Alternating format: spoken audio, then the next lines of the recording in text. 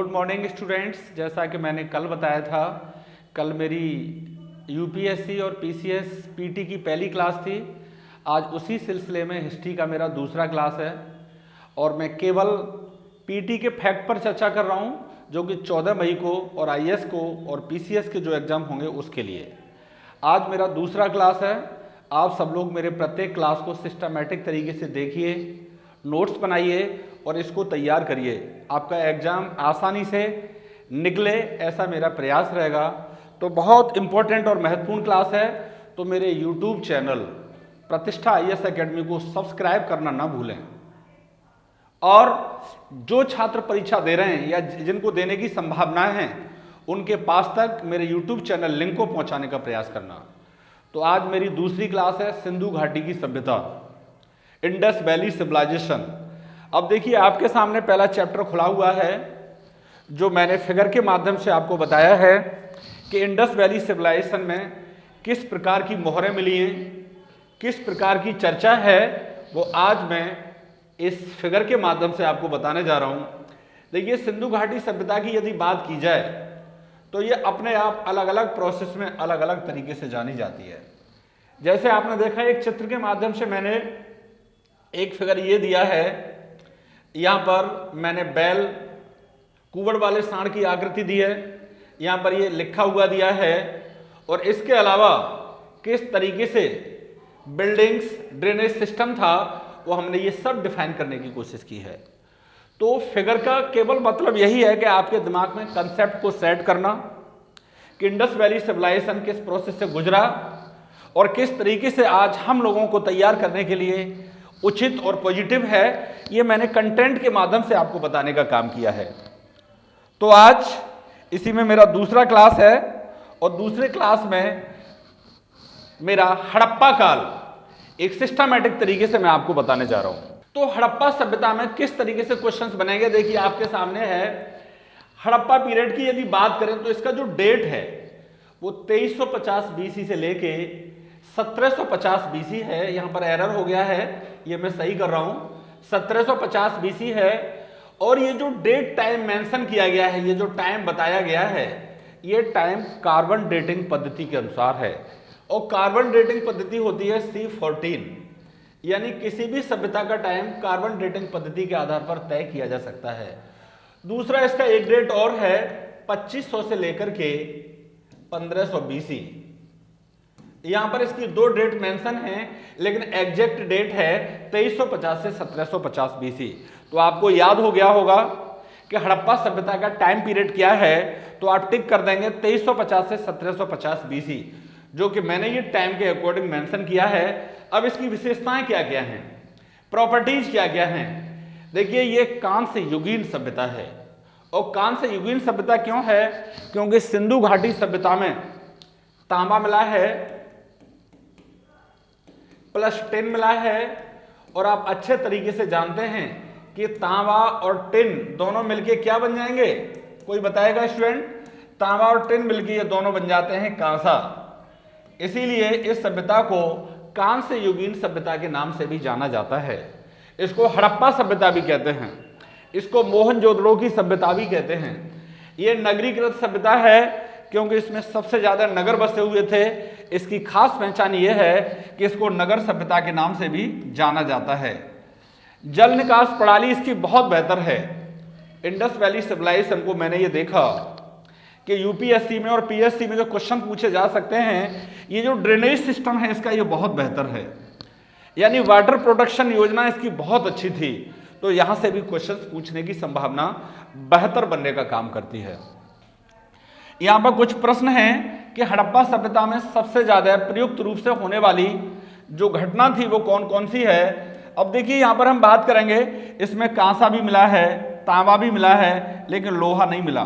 ठीक है, लोहा नहीं मिला है। देखिए, मैंने परीक्षा के अकॉर्डिंग ये प्रश्न बनाने की कोशिश की है कि हड़प्पा सभ्यता में सबसे ज्यादा प्रयुक्त होने वाली धातु कौन सी थी। ये एरर हो गया था, इसे हम सही कर देते हैं। प्रयुक्त होने वाली धातु कौन सी थी, तो इसमें मैंने ऑप्शन में डाले हैं कांसा, तांबा, लोहा और सोना। लेकिन इंडस वैली में किसी भी कंडीशन में लोहा नहीं मिला है, ये याद रखोगे।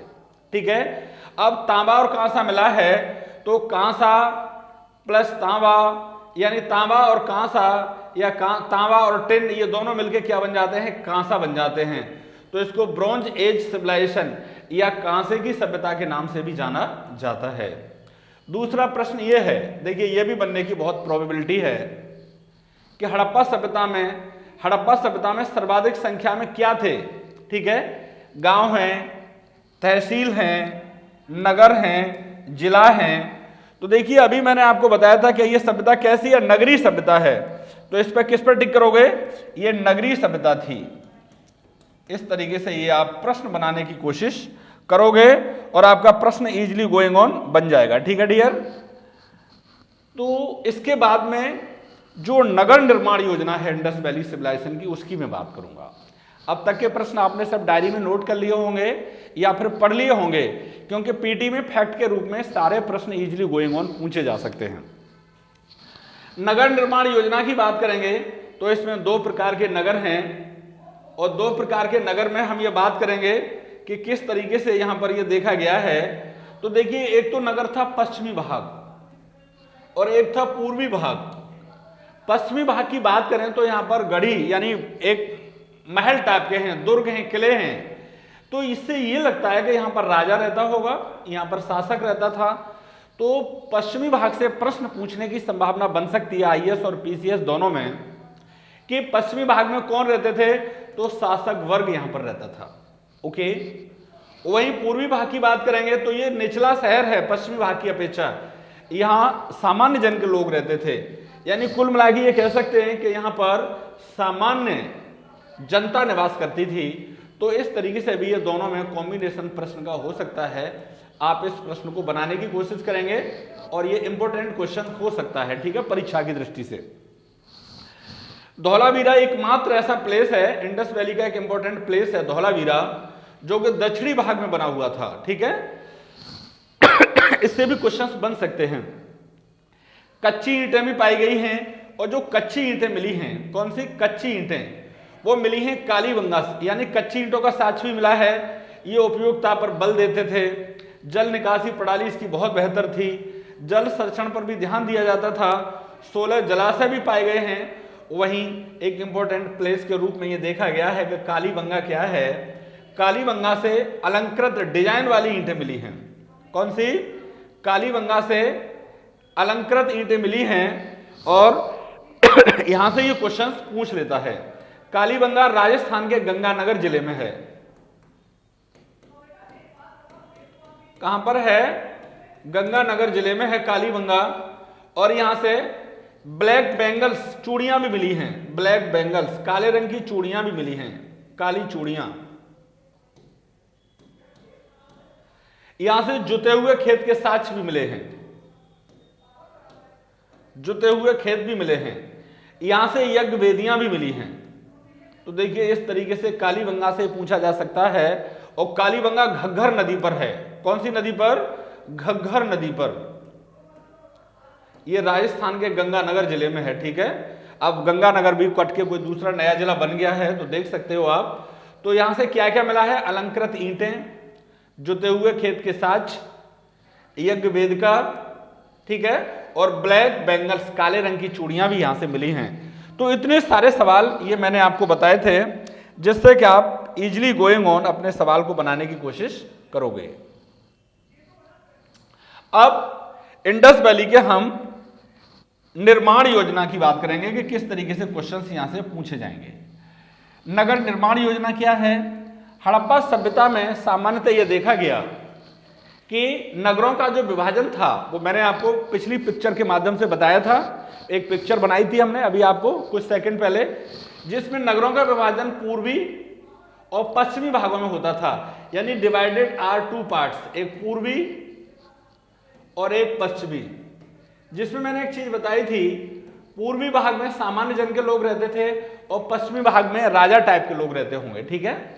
इसको गढ़ी या दुर्ग होता था। पश्चिमी भाग को गढ़ी या दुर्ग बोला गया है, जो मैंने यहां भी एक्सप्लेन किया है, जो कि सुरक्षा दीवार से पूरे तरीके से घिरा हुआ था। इसमें राजा रहता था। पूर्वी भाग निचले शहर में है, पूर्वी भाग को निचले शहर के नाम से जाना गया है, जिसमें सामान्य जन के लोग रहते थे। किंतु धौलावीरा नगर का विभाजन 3 भागों में है। देखिए ये एक बड़ा अपवाद है और ये बड़ा इंपॉर्टेंट क्वेश्चन है। धौलावीरा से कहने को स्टेडियम भी मिला है, मैं यहां पर मेंशन कर देता हूं कि धौलावीरा से क्या मिला है, स्टेडियम। और स्टेडियम से यह देखने को मिलता है कि ये लोग आउटडोर गेम भी खेलते थे, ठीक है। तो धौलावीरा का नगर 3 भागों में बटा हुआ है। ये बड़ा इंपॉर्टेंट सवाल है, यहां पर मैं मेंशन किए देता हूं कि ये इंपॉर्टेंट क्वेश्चन है, इसे जरा परीक्षा की दृष्टि से देख लीजिएगा, ये सवाल बन सकता है। दक्षिण में भी इसके आवास बने हुए थे, सड़कें कच्ची बनाई जाती थी। जो सड़कें हैं पूरे तरीके से कैसी हैं, लेकिन पक्की सड़क का साक्ष्य भी मोहनजोदड़ो से हमको मिला है, यानी पक्की सड़क भी मिली है और कच्ची सड़क भी हमको मिली है। सड़कें प्राय कच्ची बनाई जाती थी, किंतु पक्की सड़क का साक्ष्य मोहनजोदड़ो से मिल गया है। हड़प्पा सभ्यता में जो जल निकास प्रणाली है, वाटर ड्रेनेज सिस्टम है, उसकी बहुत बेहतर व्यवस्था थी। नालियां कंप्लीटली ढकी रहती थी। डियर स्टूडेंट्स, यहां ढकने का देखिए एडवांस टेक्नोलॉजी है। इसका मतलब ये किस दृष्टि से ढकी हुई नालियां हैं, सेफ्टी की वजह से। यानी हड़प्पा सभ्यता में जो वाटर ड्रेनेज सिस्टम है वो कवर्ड नालियां देखने को मिली हैं। ढलान वाले स्थान पर नालियों की सीढ़ियां बनाई जाती थी, स्लोप दिया गया है। देखिए इनकी कितनी अच्छी टेक्नोलॉजी है। यानी इंडस वैली के लोगों की बात की जाए तो ये किसी भी टेक्नोलॉजी में पीछे नहीं है, ताकि पानी का वेग, वेलोसिटी तेजी से अच्छी हो सके।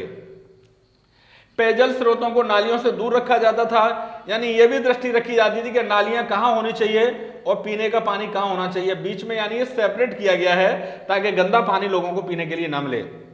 हड़प्पावासी वाटर प्रोडक्शन पर विशेष बल देते थे और जहां वर्षा की कमी और भूमिगत जल उपयोग के लायक नहीं था, उसके लिए धौलावीरा से तालाब के माध्यम से पानी भेजा जाता था। यानी देखिए स्टोर करना जानते थे कि जहां बारिश कम हो रहा है वहां पानी को स्टोर करके आगे आने वाले समय में यूज किया जा सके, और इसे बारिश के समय पर उनको भर लेते थे और उसकी पूर्ति पूरे तरीके से आसानी से वाटर प्रोडक्शन के रूप में हो सकती थी। ये क्वेश्चन हमको देखने को मिला है। ओके, वहीं हड़प्पा सभ्यता में यदि मकानों की बात की जाए, नगरों की बात की जाए, तो अलग अलग तरीके से देखिए मैंने ये फिगर के माध्यम से बताया है, ठीक है। हड़प्पा की देखिए किस तरीके से सिंधु घाटी की सभ्यता फैली हुई थी, ये मैंने सिस्टमैटिक तरीके से एक फिगर भी दिया है। इसकी दूरी बताई है मैंने। दूरी के साथ साथ देखिए ये एक भारत है, ये मान लेते हैं हम पूरा भारत है ये, मैं यहां पर ये बात करता हूं, ये भारत है मान लीजिएगा। और इसमें हम देखेंगे कि ये ईस्ट में, ये वेस्ट में, ये नॉर्थ में और ये साउथ में। देखिए मैंने भारत को ईस्ट, वेस्ट, नॉर्थ और साउथ में बांट दिया। यहां से क्वेश्चन पूछने के चांसेस रहते हैं डियर स्टूडेंट्स। जावेद, ये क्वेश्चन पूछा जा सकता है। ईस्ट में ये सभ्यता कहां तक फैली हुई थी, ये आलमगीरपुर तक फैली हुई थी। आलमगीरपुर मेरठ में है और ये पूर्वी सीमा में जो मेरठ है ये हिंडन नदी पर है। कौन सी नदी पर, हिंडन नदी पर। हिंडन नदी कहां से निकली है, यमुना से निकली है, यानी यमुना की सहायक नदी है हिंडन। तो यहां से ये क्वेश्चन हो सकता है, आलमगीरपुर ये बना देंगे आप। साउथ में ये दैमाबाद है जो कि महाराष्ट्र में है, ये इसका दक्षिण भाग है। वेस्ट में पश्चिमी भाग सुतकांगे डोर तक फैला हुआ है जो कि ये बलूचिस्तान में सिचुएटेड है। ये पीटी में क्वेश्चन हो सकता है, अच्छे तरीके से देख लीजिएगा। समझ में आ रहा होगा आपको बहुत बेहतर तरीके से, ठीक है। और कहीं भी कोई प्रॉब्लम है तो आप हमको पूछ सकते हो, हम अगेन ट्राई फिर कर देंगे आपके लिए, अगेन एक्सप्लेन के प्रोसेस में पूरे को हम बता देंगे, ठीक है। यदि आपको लगता है तो हमारे कमेंट में लिख के भेज सकते हो आप। अब नॉर्थ में मांडा है, जम्मू कश्मीर, जो कि नॉर्थ सीमा से फैला हुआ है। यानी ये मैंने बात की थी भारत में सिंधु घाटी सभ्यता की चारों दिशाओं में कहां तक फैली हुई है। अब देखिए अगला क्वेश्चन कैसे बन सकता है कि नॉर्थ में इंडस वैली सिविलाइजेशन कहां तक फैला हुआ है। तो भारत से यदि बाहर की बात करें हम तो रहमान डेहरी तक फैला हुआ है, रहमान डेहरी। और यदि इंडिया में बात करते हैं तो जम्मू कश्मीर सीधा सीधा है। अब देखिए इसी फिगर को मैं अलग से ले लेता हूं। ये मैंने पूरा मैप बनाया है कि पूरब में 1600 किलोमीटर है, ये नॉर्थ में 1400 किलोमीटर है। इस तरीके से आप पूरा देखेंगे, यहां पर देखेंगे वेस्ट में दास्क नदी भी है, ठीक है। और साउथ में हम देखेंगे तो नर्मदा नदी है और नर्मदा नदी का पूरा प्रोसेस दैमाबाद अहमदनगर तक, ये अहमदनगर तक देखने को मिलता है। ये नॉर्थ में जाएंगे तो चिनाब नदी है जम्मू कश्मीर में है, जो कि मांडा अखनूर जिला तक देखने को मिलता है। तो देखिए इस तरीके से ये मैंने इंडस वैली की सीमाओं को बताया कि ईस्ट में, वेस्ट में, नॉर्थ में, साउथ में किस तरीके से ये सभ्यता फैली हुई है।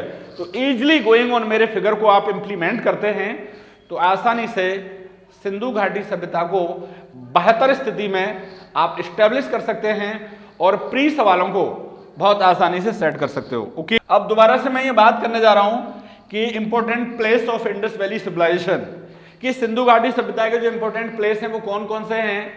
सिंधु मोहनजोदड़ो, आमरी कोटदीजी ये है। पंजाब में आपने देखा है पूर्व में रोपड़, बारा, संबोल है। पश्चिम में हड़प्पा है। उत्तर प्रदेश में इंपॉर्टेंट प्लेस के प्रोसेस में आलमगीरपुर है, हुलास है।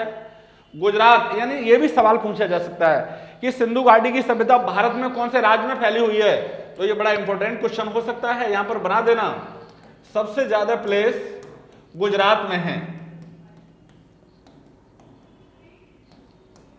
सबसे ज्यादा प्लेस कहां मिलेंगे आपको?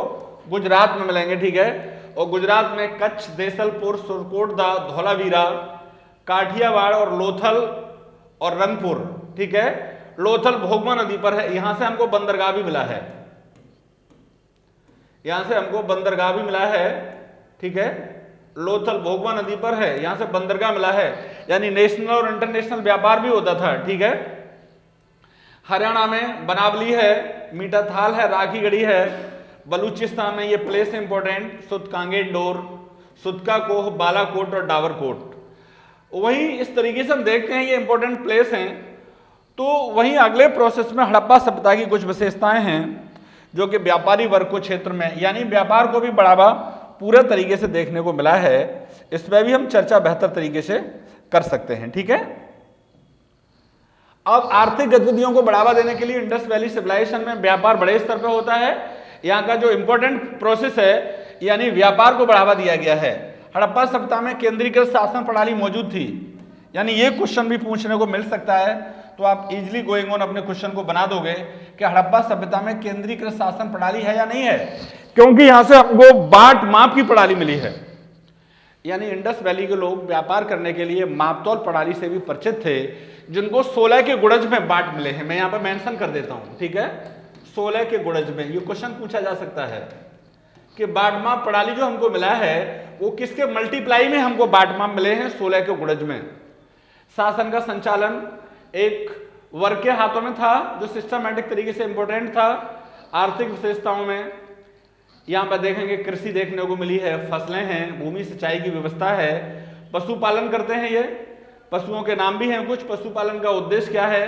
ये भोजन आवश्यक। सिस्टमैटिक तरीके से ये देखा जाए तो कई सारी चीजें, मनोरंजन के लिए अपने आप को जाने जाते हैं, पशुओं को पालते हैं, कृषि करते हैं, यानी अर्थव्यवस्था इनकी बहुत बेहतर है। पढ़े लिखे लोग हैं ये झगड़ालू नहीं है, घरों में बंद रहते हैं, इनके घर सिस्टमैटिक तरीके से बने हुए हैं। इंडस वैली सिविलाइजेशन की एक मजेदार बात और यह है कि इनकी लिपि भी मिली है। इनकी लिपि को हम पढ़ नहीं पा रहे हैं, लेकिन ये पढ़े लिखे लोग हैं, घरों में रहते हैं और सिस्टमैटिक तरीके से जीवन यापन करते हैं।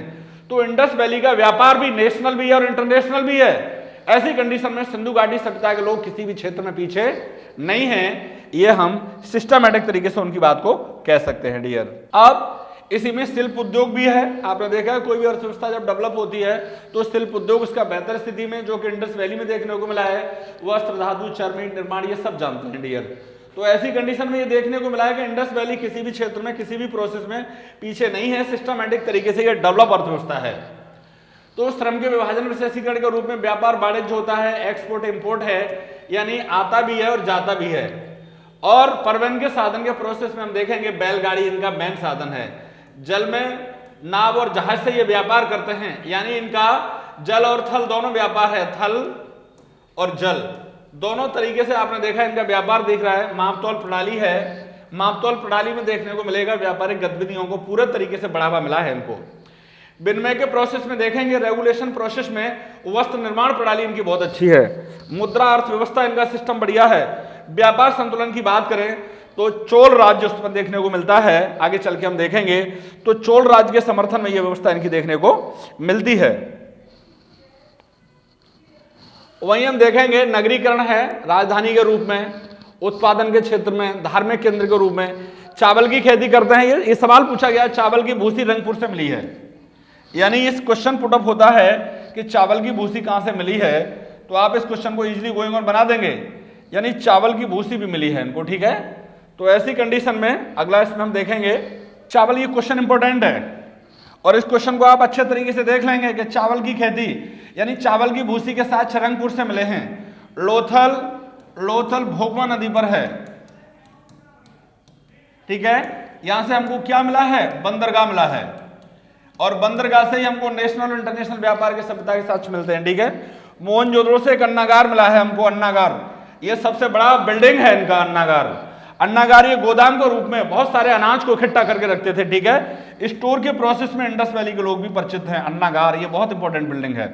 कालीबंगा से जुताई के साथ, हल के साथ, घोड़े के प्रचलन का साक्ष नहीं था, मुद्रा व्यवस्था प्रणाली नहीं थी, लेकिन वस्तु के बदले में वस्तु देने का प्रोसेस इनके प्रोसेस में देखने को मिलता है डियर। अगली बात अब हम करेंगे कि हड़प्पा सभ्यता में संगठित कृषि मौजूद थी, जिसमें गेहूं, जौ, सरसों, चना, कपास खेती की मुख्य फसलें ये देखने को मिलती हैं। इस पर भी आप चर्चा इजली गोइंग ऑन कर देंगे, ठीक है। ये यहां पर मोटा मोटा पीटी के क्वेश्चन बन सकते हैं जो मैं बता दे रहा हूं आपके लिए। कालीबंगा से खेत की जुताई के साक्ष्य मिले हैं और फर्टिलिटी को बढ़ाने में भी यहां से इंपॉर्टेंट प्रोसेस देखने को मिलते हैं। मोहनजोदड़ो से अन्नागार मिला है जो कि कृषि व्यवस्था को बेहतर स्थिति में लाने की बात को बताता है। अरे अन्नागार मिला है, इसका मतलब यही प्रोसेस हो सकता है। तो यहां पर हम देखेंगे कि ये सिस्टम अच्छे तरीके से मिल जाएगा। तो आपको मजा आ रहा होगा मेरी क्लास में, आपने देखा है पूरे इंडस वैली को मैं सिस्टमैटिक तरीके से आपको बता रहा हूं, ओके। मोहनजोदड़ो से जो अन्नागार मिला है, अन्नागार की हम बात करेंगे तो अन्नागार के प्रोसेस में ये देखने को मिला है कि अन्नागार से ये सारी फसलें, यानी कृषि बहुत अच्छे स्थिति में था, इसीलिए अन्नागार बनाया गया, अनाज को इकट्ठा रखने की व्यवस्था थी। हड़प्पा सभ्यता में धान की खेती के साक्ष्य प्रचलित नहीं थे, किंतु रंगपुर से भूसी के साक्ष्य हमको मिले हैं। पशुपालन के प्रोसेस में देखेंगे तो गाय, बैल, भैंस, बकरी ये पशु पाले जाते थे और इसकी पूर्ति के साथ साथ में कई सारी चीजें हमको देखने को मिलती हैं। सुतकांगड़ और से घोड़े की अस्थियों के साक्ष्य भी मिले हैं। घोड़ा नहीं मिला है इंडस वैली सिविलाइजेशन में, लेकिन घोड़े की अस्थियों के साक्ष्य हमको देखने को मिले हैं। शिल्प उद्योग भी इनका बेहतर है। यहाँ से पकी हुई ईंटों के मकान, ईंटा उद्योग भी स्थिति में मिले हैं। और वहीं देखेंगे कि वस्त्र उद्योग, मृदभांड उद्योग, हाथी दांत सामग्री ये वस्तुएं बनाते थे और धातु निर्माण उद्योग पर ये पूरे तरीके से जोर देते थे। तो ऐसी कंडीशन में इस क्वेश्चन को हम आसानी से बना देंगे, ठीक है। इंडस वैली का व्यापार वाणिज्य भी अपने आप में आपने देखा दमदार प्रोसेस में दिखाई देता है, क्योंकि आयात निर्यात ये करते हैं। हड़प्पावासी लकड़ी के सामान, हाथी दांत की सामग्री वस्तुएं, पत्थरों की मालाएं निर्यात ये सब करते थे। हड़प्पावासी तांबे की प्राप्ति के लिए राजस्थान से हम ये देखेंगे, ये सारी चीजें हमको मिली हैं जो आपके सामने मैंने मेंशन किया है। साधनों के रूप में हड़प्पा सभ्यता आयात के लिए स्थल और जलमार्ग से पूरे तरीके से जाने जाते थे और व्यापार के प्रोसेस में ट्रांसपोर्ट में बैलगाड़ी का बड़ा योगदान था। वाटर परिवहन के लिए भी जहाज का यूज करते थे ये, और जिससे कि एक हमको प्रमुख बंदरगाह मिला है, गोदीवाड़ा डॉकयार्ड मिला है। ये हमको कंप्लीट जानकारी देता है कि इंडस वैली के लोग नेशनल और इंटरनेशनल व्यापार करने में पूरे तरीके से सक्षम थे। तो देखिए आज की धांसू क्लास में आपको दे रहा हूं। मापतौल प्रणाली के क्षेत्र में देखेंगे, मापतौल की प्रणाली पहले ही मैंने बताई दी है। मोहनजोदड़ो से तराजू और लोथल से हाथी दांत का स्केल मिला है, ये लोथल है डियर, एरर हो गया यहाँ पे टाइप करने में। ये मिला है विनिमय के साधन के रूप में सील लगाने के लिए मोहरों का प्रयोग भी किया जाता था, जिससे सिस्टमैटिक तरीके से इंडस वैली के लोग अपने व्यापार को बहुत तेजी से बढ़ाते रहे, ओके। तो डियर आज मैंने इंडस वैली सिविलाइजेशन को दूसरी क्लास के माध्यम से दो पार्ट में मैं इसे डिवाइड करूंगा, क्योंकि इंडस वैली से क्वेश्चन कभी 2 से 3 तक पूछ लिए जाते हैं। तो आज इन पूरी क्लास को मैं इंडस वैली को एक ही क्लास में देता हूं, तो आपके लिए थोड़ा टफ हो जाएगा। इस इंडस वैली सिविलाइजेशन का सेकंड पार्ट मैं कल आपको दूंगा। आज मैंने इसका फर्स्ट पार्ट दिया है, तो कल मेरी क्लास को पढ़ने के लिए इसी समय आप मेरे यूट्यूब चैनल पर देख सकते हो, ओके।